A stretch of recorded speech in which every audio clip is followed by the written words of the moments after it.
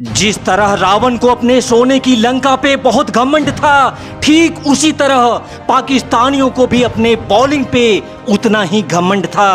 अरे जलाकर राख तो सोने की लंका को भी कर दिया था, फिर भला पाकिस्तानी भारतीय टीम के सामने अहंकार की बात करे और भारतीय टीम चुपचाप से पाकिस्तानियों के अहंकार की कहानी को सुनकर चुप रह जाए, ये तो भला आज तक हुआ ही नहीं है भैया। पानी में कभी ना डूबने वाला घमंड रखने वाला टाइटैनिक अपने पहले ही यात्रा पर समुद्र की गहराइयों में समा जाता है। कुछ इसी तरह पाकिस्तान का सबसे बड़ा घमंड और उनके बॉलिंग की सबसे बड़ी ताकत कहे जाने वाले शाहीन शाह अफरीदी के घमंड को आज भारतीय टीम तोड़कर चकनाचूर कर देने वाली थी, जिसका अंदाजा मैच से पहले ना तो शाहीन को थी और ना ही पूरे पाकिस्तान को।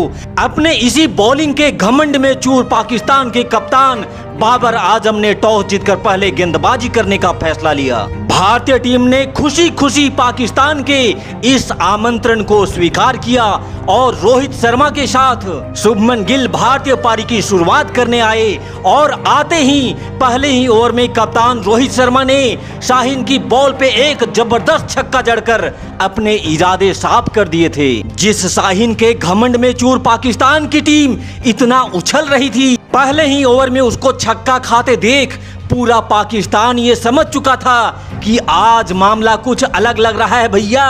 जब शाहीन अपना दूसरा ओवर डालने आए तो इस बार शुभमन गिल उनके स्वागत के लिए तैयार थे। शुभमन ने शाहीन के उस ओवर में 3 शानदार चौके जड़ते हुए शाहीन की बोलती बंद कर दी, पर ये तो बस शुरुआत थी। जब शाहीन अपना तीसरा ओवर डालने आए तो इस ओवर में भी शुभमन ने शाहीन को क्लच में लेते हुए 3 और जबरदस्त चौके जड़ते हुए कुल 13 रन उस ओवर में ठोक डाले। शाहीन की इतनी बुरी मार से पाकिस्तान की टीम में खलबली मच गई।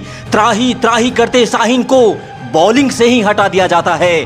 कप्तान बाबर आजम ने शाहीन से कहा कि जब तक ये दोनों भारतीय बल्लेबाज क्रीज पर हैं, तुम इनसे दूर ही रहो, तो ये तुम्हारे लिए फायदे वाली बात रहेगी। भारतीय टीम आज एक अलग अंदाज में बेखौफ होकर बल्लेबाजी कर रही थी। जब पाकिस्तान का फास्ट बॉलिंग अटैक बुरी तरह से मार खा रहा था, तब पाकिस्तान के कप्तान बाबर आजम ने स्पिनर शादाब खान पे भरोसा जताते हुए उन्हें बॉलिंग पे बुलाया और कहा कि शादाब, तू ही है मेरा भाई जो इस जोड़ी को तोड़ सकता है।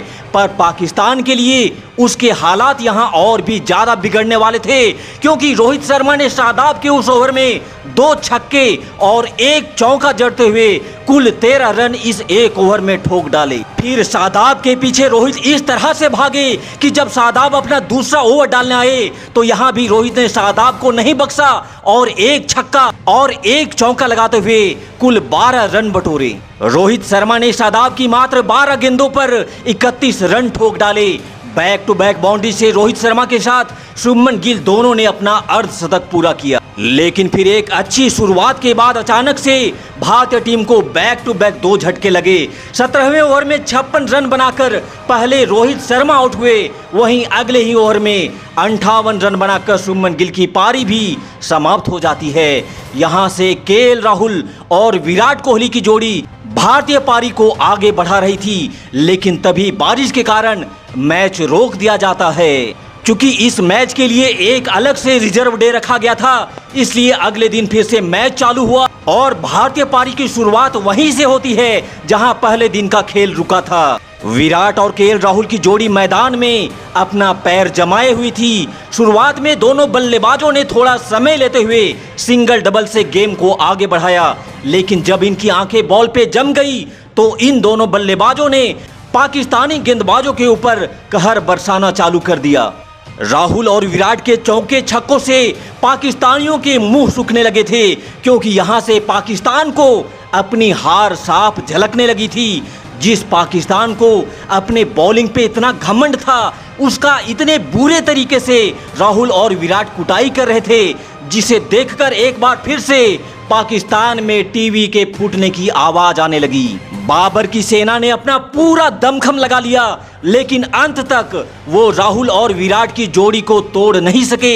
एक तरफ जहां विराट ने मात्र 94 गेंद पे 122 रनों की ताबड़तोड़ तूफानी पारी खेली, वहीं केएल राहुल ने भी 106 बॉल पे 111 रन ठोके, जिसके बदौलत भारत ने पाकिस्तान की गेंदबाजी को तहस नहस करते हुए निर्धारित 50 ओवर में 2 विकेट खोकर 356 रनों का एक पहाड़ पाकिस्तान के सामने खड़ा कर दिया। भारतीय बल्लेबाज तो अपना करिश्मा दिखा चुके थे, लेकिन अब बारी थी भारतीय गेंदबाजों की, और भारतीय गेंदबाजों ने भी कमाल की बॉलिंग की। यहां अकेले कुलदीप ने पाकिस्तान के आधे बल्लेबाजों को पवेलियन का रास्ता दिखाया।